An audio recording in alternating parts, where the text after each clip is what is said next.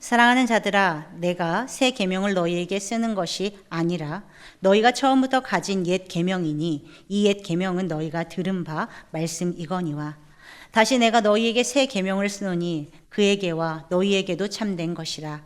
이는 어둠이 지나가고 참빛이 벌써 비침이니라. 빛 가운데 있다 하면서 그 형제를 미워하는 자는 지금까지 어둠에 있는 자요, 그의 형제를 사랑하는 자는 빛 가운데 거하여 자기 속에 거리낌이 없으나 그의 형제를 미워하는 자는 어둠에 있고 또 어둠에 행하여 갈 곳을 알지 못하나니 이는 그 어둠이 그의 눈을 멀게 하였습니다. 자녀들아, 내가 너희에게 쓰는 것은 너희 죄가 그의 이름으로 말미암아 사함을 받았으며, 아비들아, 내가 너희에게 쓰는 것은 너희가 태초부터 계신 이를 알았으며, 청년들아, 내가 너희에게 쓰는 것은 너희가 악한 자를 이기었음이라. 아이들아, 내가 너희에게 쓴 것은 너희가 아버지를 알았으며, 아비들아, 내가 너희에게 쓴 것은 너희가 태초부터 계신 이를 알았으며, 청년들아, 내가 너희에게 쓴 것은 너희가 강하고 하나님의 말씀이 너희 안에 거하시며 너희가 흉악한 자를 이기었음이라. 이 세상이나 세상에 있는 것들을 사랑하지 말라. 누구든지 세상을 사랑하면 아버지의 사랑이 그 안에 있지 아니하니 이는 세상에 있는 모든 것이 육신의 정욕과 안목의 정욕과 이생의 자랑이니 다 아버지께로부터 온 것이 아니요 세상으로부터 온 것이라. 이 세상도 그 정욕도 지나가되 오직 하나님의 뜻을 행하는 자는 영원히 거하느니라. 아멘. 네, 귀한 찬양 감사드립니다.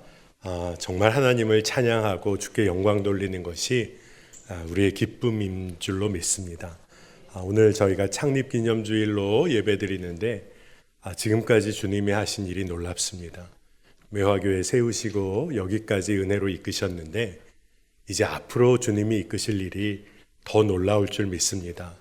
여러분, 이 일에 모두가 빠짐없이 참여하는 자 되시기를 축복하고 또 믿음의 눈이 여러분에게 다 활짝 열려서 하나님 일하시는 것을 보게 되시기를 축복합니다. 하나님을 진정으로 믿는 자와 그렇지 않은 자의 삶은 완전히 다른 삶을 살게 됩니다. 사실 우리 모두가 믿음이 없으면 어떤 일도 하지 못하고 할 수도 없는 존재입니다. 세상 사람들도 어떠한 믿음이 있기 때문에 움직이는 거죠. 자신이 알고 믿는 것을 따라 움직이며 삽니다. 그래서 오늘 요한 사도는 믿음에 관해서 말해요. 믿음을 가지고 사는 것은 주님과 사귐이 있는 삶이다. 그렇기에 주님과 사귐이 있는 삶은 주님을 깊이 사랑하는 것이라 그것을 그토록 강조했습니다. 여러분, 사랑하는 자는 그분의 말씀에 관심을 갖게 됩니다. 또 그 말씀대로 살아가는 것이, 그 순종하는 것이 기쁨이에요. 그래서 그의 삶이 계속하여 놀라운 변화를 경험하게 되는 겁니다. 여러분은 하나님을 사랑하기에 여러분의 삶이 어떻게 달라졌습니까? 우리가 한번 잘 살펴봐야 하겠습니다. 요한 사도가 성도들에게 글을 쓰면서 사랑하는 자, 성도들을 사랑하는 자들이라 이렇게 부릅니다. 그러면서 내가 너희들에게 전혀 새로운 계명을 쓰고 있는 게 아니라 이전부터 너희가 알고 있는 들어왔던 옛 계명, 그 말씀이라 이렇게 전합니다. 그러나 요한 사도는 내가 쓰는 것이 새 계명이라고 할 수 있는 이유가 있다면 그것은 참 빛이 비춰졌기 때문이라 이렇게 이야기해요. 이 진리는 예수 안에서 발견되어진다는 점에서 또한 우리 안에서도 너희 안에서도 발견된다는 점에서 새로운 계명이라 요한 사도가 증거합니다. 참 빛이신 예수 그리스도 안에 거하면 믿음으로 바라보게 되면 달라지는 것이 하나 있습니다. 여러분의 삶에도 이렇게 달라졌는지 한번 확인해 보시기 바랍니다. 미운 사람 없어지고 모든 사람이 사랑스럽게 보인다는 것입니다. 요한일서 2장 9절 보니까 빛 가운데 있다 하면서 그 형제를 미워하는 자는 지금까지 어둠에 있는 자요.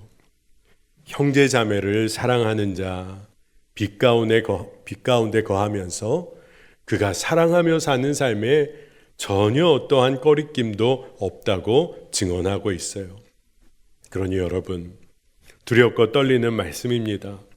여전히 미운 사람이 있고 마음 가운데 거리낌이 있다고 하면 주님과의 사귐, 믿음의 실제적인 삶이 우리 가운데 없다는 거예요.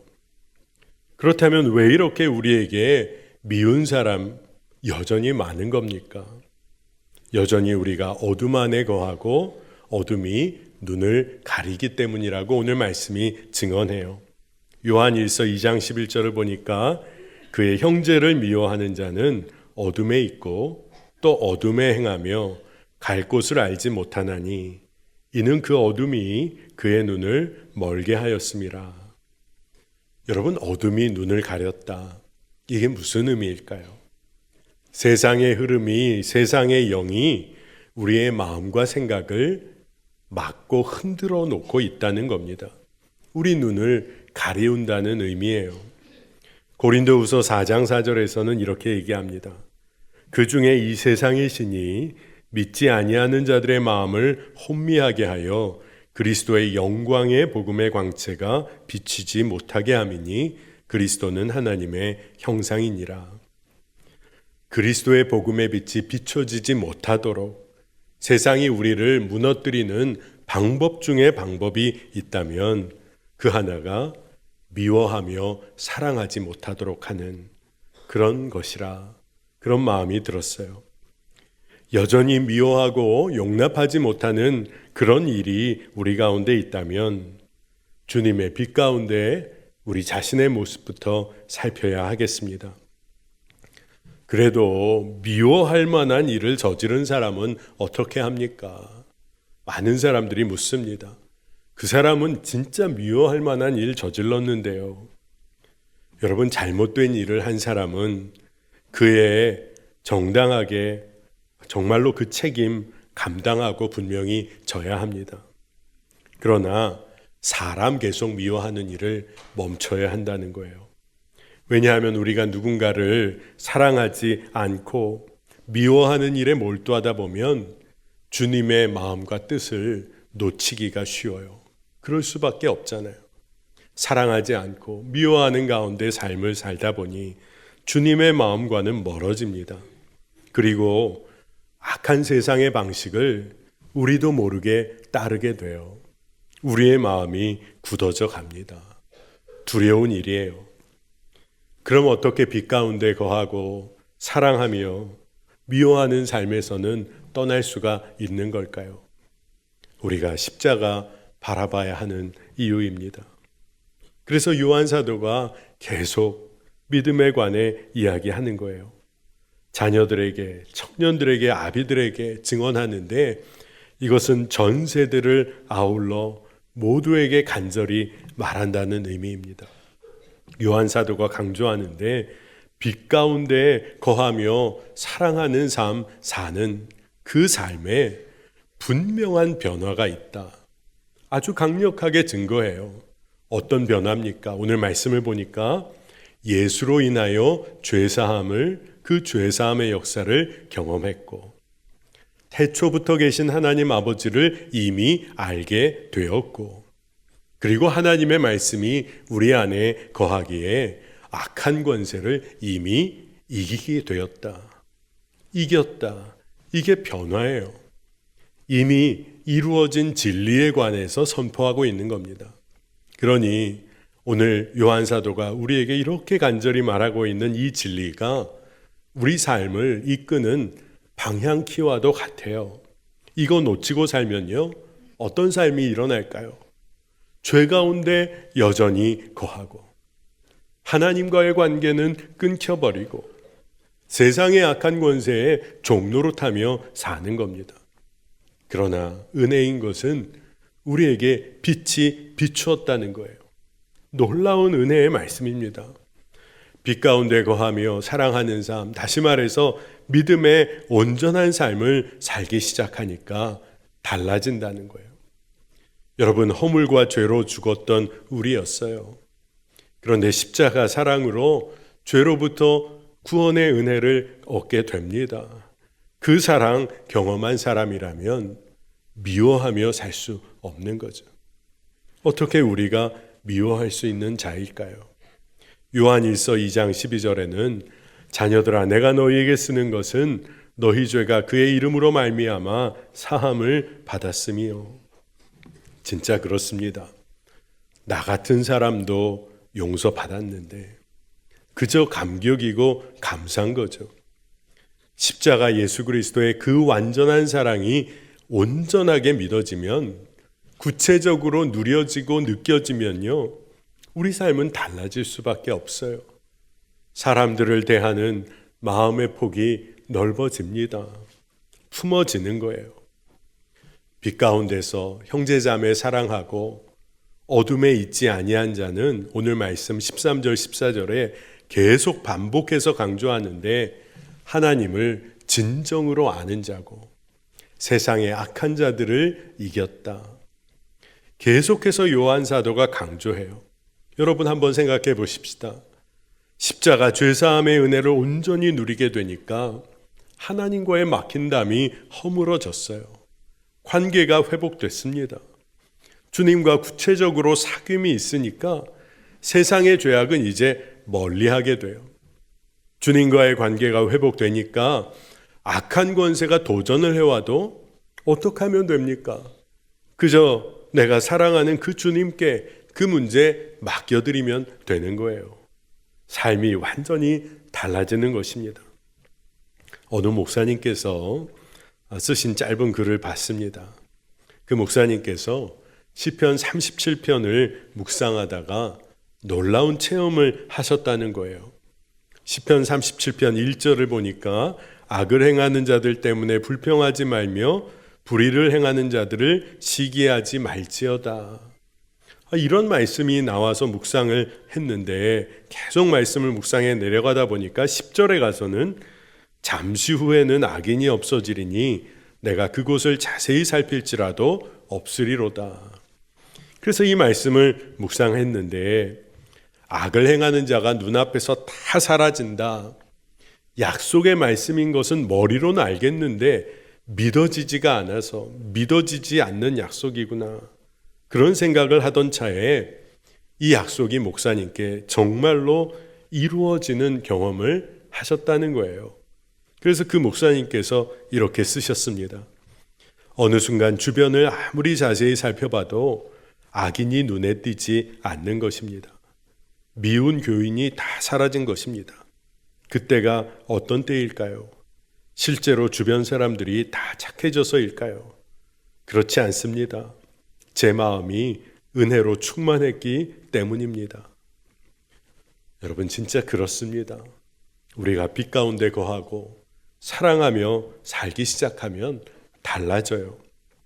그러나 만일 우리 마음에 여러분 미움이나 비판 또 정죄하는 마음이 여전히 우리 가운데 있다면 그 순간 우리는 이미 예수 그리스도 안에 거하지 못하고 있는 거예요.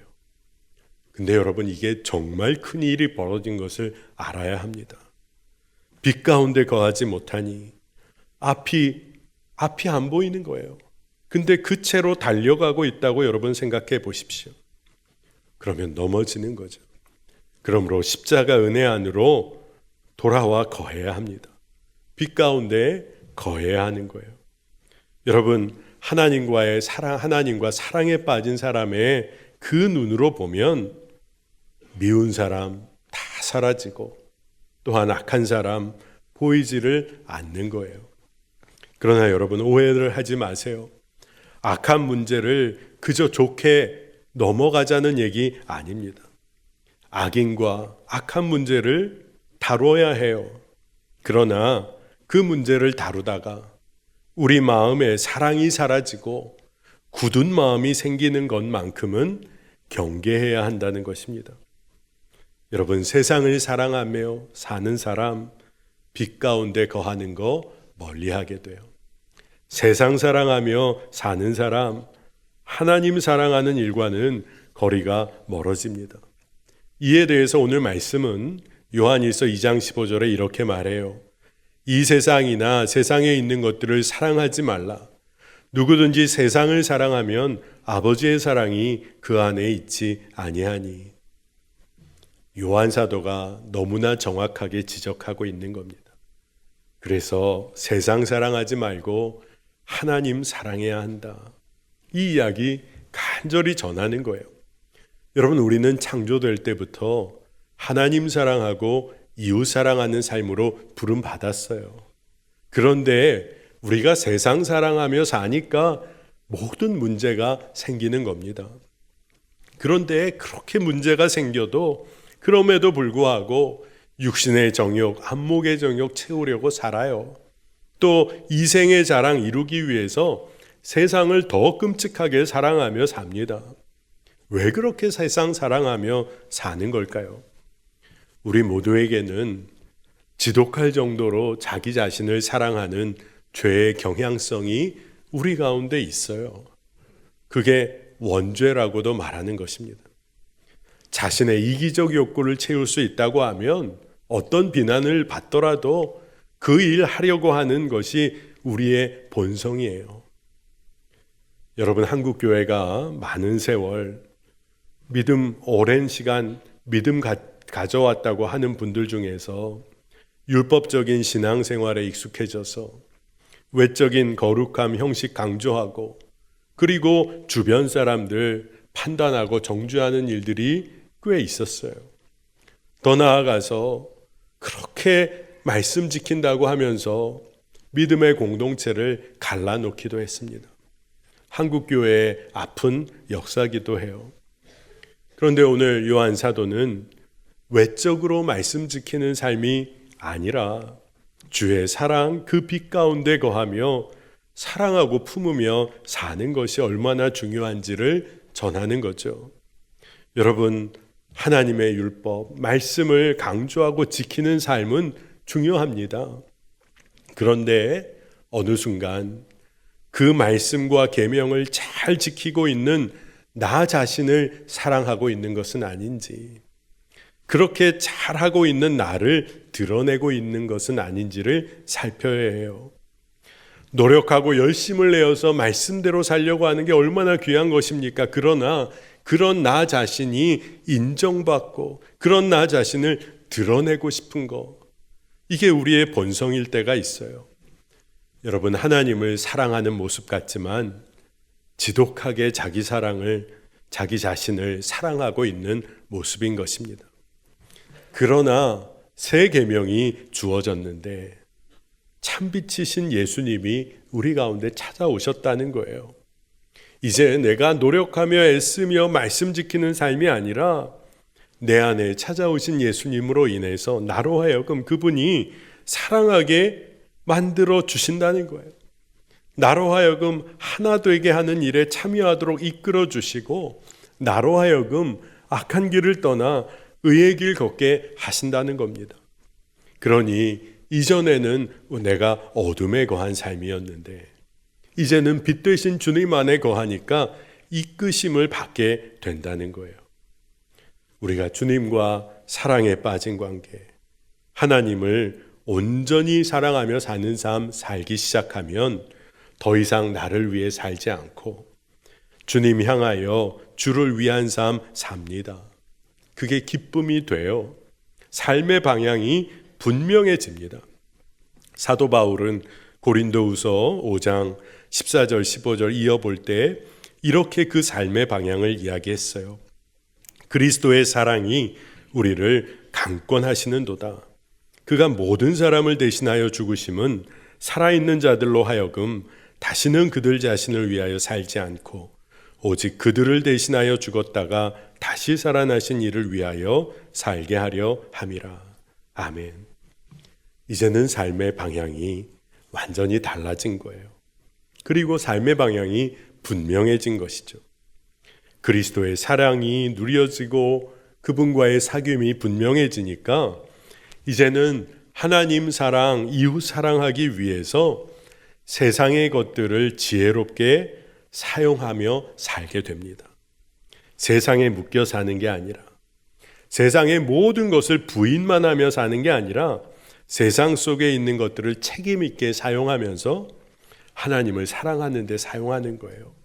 이웃을 사랑하는 데 사용하며 사는 겁니다. 우리 모두가 세상 사랑하지 말고 하나님 사랑하기에 하나님 뜻 행하며 살아야 하겠습니다.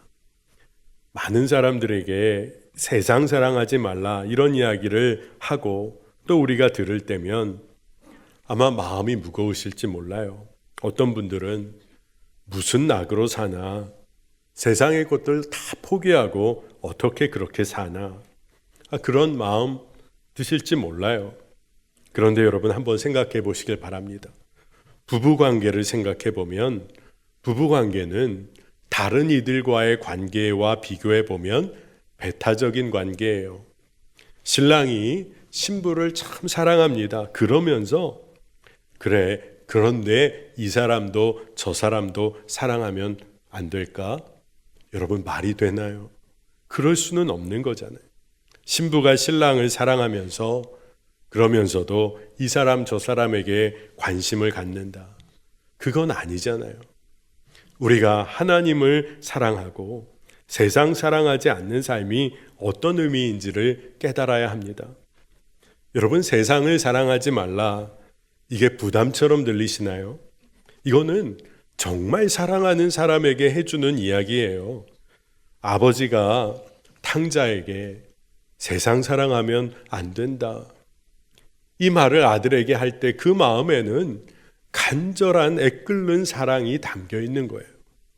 소돔과 고모라와 같은 세상에 빠져 사는 사람들에게 세상 사랑하면 안 돼요.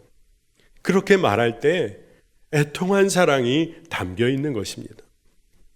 여러분, 세상의 것들은 결국 다 사라집니다. 그러나 하나님으로부터 나온 것, 하나님의 말씀과 그 뜻을 행하는 삶은 영원합니다. 말씀에 분명히 이야기합니다. 요한일서 2장 17절에 이 세상도 그 정욕도 지나가되 오직 하나님의 뜻을 행하는 자는 영원히 거하느니라. 여러분, 사라질 것 사랑하며 마음 빼앗기며 살 건지 영원한 것 사모하며 하나님의 사랑 안에 거하며 살 것인지를 우리가 결정해야 하는 거예요. 여러분, 세상의 것 붙잡고 세상의 것 사랑하며 살 때 우리에게 주어지는 기쁨이 있어요. 근데 그 기쁨은 언제나 잠정적이고 상대적입니다. 더 크고 좋은 거 눈에 들어오면요, 상실감 느끼고 아주 쉽게 불행한 느낌을 느껴버려요. 그래서 더 얻어보려고, 나도 그거 좀 얻어보려고 끊임없이 노력하며 일합니다. 그런데 이상하죠?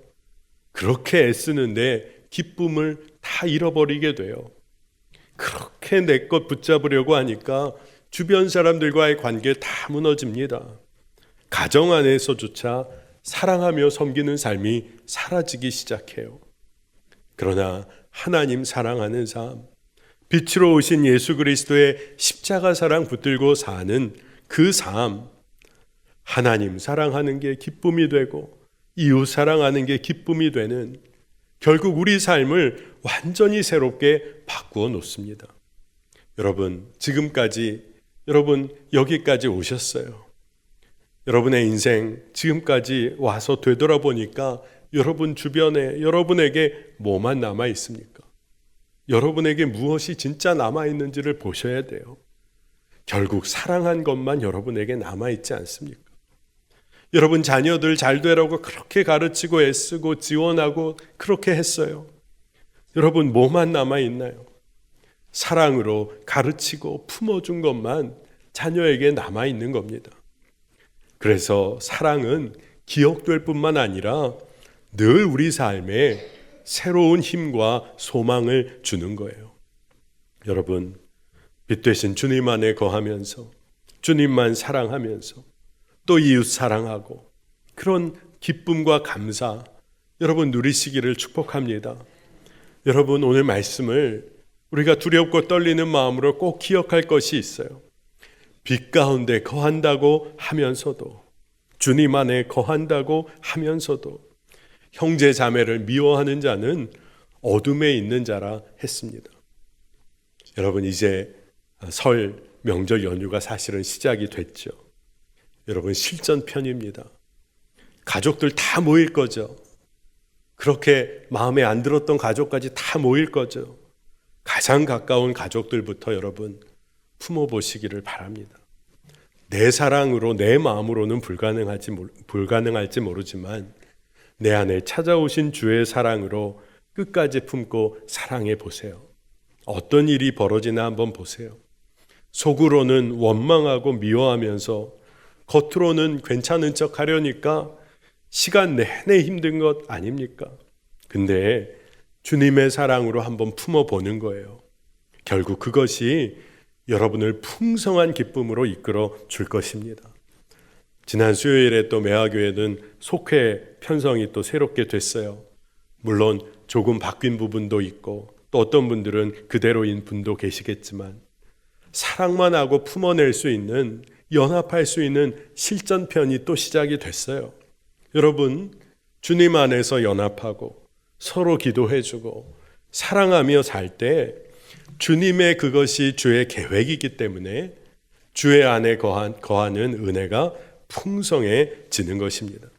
여러분, 하나님 온전히 사랑하면 삶은 달라져요. 오늘 말씀에 죄사함의 은혜를 누리고 하나님 더 깊이 알게 되고 세상의 악한 권세 이미 이긴 삶을 삽니다. 그러니 세상 사랑하지 말고 하나님 사랑하며 사는 은혜가 충만하기를 원합니다. 그런데 우리가 한 가지는 오해하지는 말아야겠어요. 세상이 사랑의 대상으로 여겨질 때가 있다고 한다면 주님의 빛이 비춰져야 할 대상으로 우리 안에 품어질 때라는 것을 여러분 꼭 기억하시길 바랍니다. 복음이 비춰져야 할 세상으로 우리가 품어지게 되면 주님 사랑 때문에 세상은 이제 선교지로 품어지는 거예요. 주님 사랑하며 주님 안에 거할 때 우리 안에 일어나는 변화 중에 하나입니다. 주님 사랑하니까 세상을 넉넉히 이기고도 남음이 있으면서 또한 그 세상을 이제는 품게 되는 거예요. 미워하는 사람 없어지고 사람 대할 때 거리낌이 없는 삶을 우리가 삽니다. 여러분 아직도 미워하는 사람, 거리끼는 관계, 불편한 마음으로 인해서 그거 한쪽에 잘 품고 그러면서 믿음 생활 하십니까? 우리가 빛 가운데 거하기를 원합니다. 이미 주의 빛이 비춰졌어요. 우리는 사랑만 하는 인생으로 부름 받았습니다. 여러분 사랑만 하니까 여러분 억울하세요? 왜 나만 사랑해? 사랑만 하면 여러분 사랑 받아야 돼요. 정신없이 사랑받는 인생 살게 되는 겁니다. 우리가 주 안에서 정말로 사랑하며 하나님 사랑, 이웃 사랑하는 인생 되시기를 축복합니다. 우리 함께 기도하겠습니다. 하나님, 빛 되신 주님을 사랑하며 살게 하시고 그 안에 거하게 하여 주소서. 우리에게 이미 빛으로 찾아 역사하시는 주님을 찬양합니다. 하나님을 깊이 사랑함으로 십자가 사랑 안에 거하며 주를 더 깊이 알기를 원합니다. 악을 선으로 이기는 삶을 살게 하시며 세상을 사랑하는 것 아니라 하나님을 더욱 온전히 사랑하는 참 기쁨을 누리게 하여 주소서. 하나님, 설 명절을 맞습니다.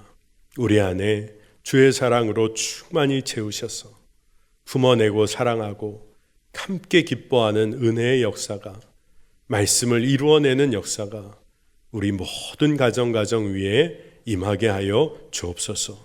감사드리며 예수님의 이름으로 기도합니다. 아멘.